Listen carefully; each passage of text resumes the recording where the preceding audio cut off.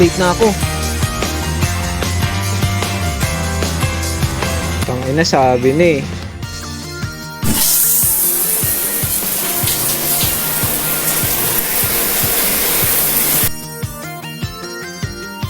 "6:30 na. Sisigawan na naman ako na ito ni Papa." Sabi na eh. "Oo, nandyan na." Yo, what's up mga tol? So ngayon, ang pag-uusapan natin ng experience ko tuwing kasama ko yung tatay ko. Nung maliit pa kami ng kapatid ko, takot na talaga kami kay Papa. Dati kasi, uso pa yung paluan. Walang child abuse. Pag may hindi talaga nagustuhan si Papa sa mga ginagawa namin, pinapalo niya kami. Nagtatago na nga lang kaming dalawa ng kapatid ko sa likod ni Mama para di kami mapalo. At nung bata pa ako, lagi kong tinatanong si Mama,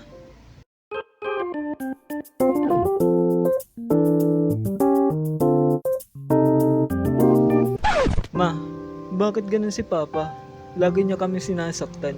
"Huwag kasi kayo makulit para di kayo mapalo ng Papa nyo." "Bakit ikaw? Di ka naman ganun ah." Basta paglaki nyo, maintindihan nyo rin." "Paglaki ko pa? Ha?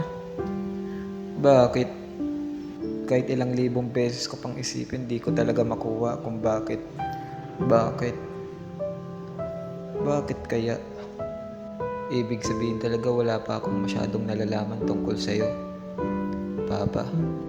At nung lumaki-laki na ako, medyo napapansin ko na parang nagiging normal na tatay si Papa. At konti-konti na nagbabago yung trato niya sa amin. At nung 12th birthday ko, nakapag-banding kami dalawa lang. Hindi ko talaga kakalimutan yung araw na yun.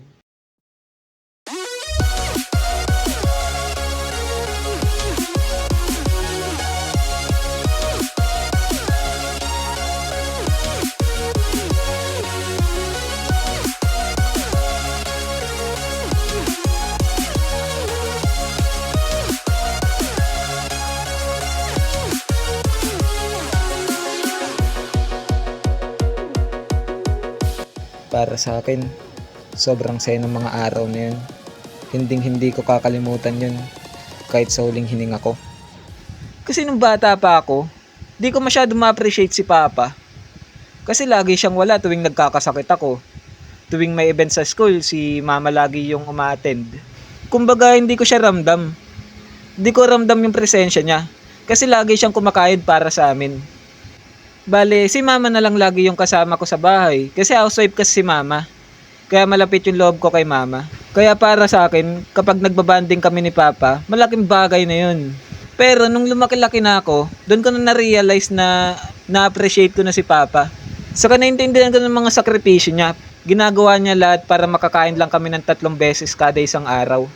Saka ngayon ko lang na-realize na sobrang sipag pala ni Papa.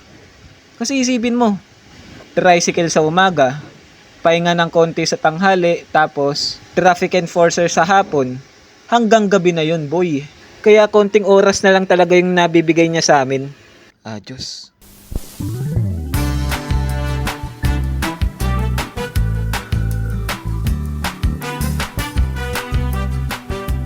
So hanggang dito nga muna. Pasensya na kayo, ngayon lang ako nakapag-upload. Nagsimula na kasi yung pasukan namin. At sana abangan nyo tong niluluto kong kwento.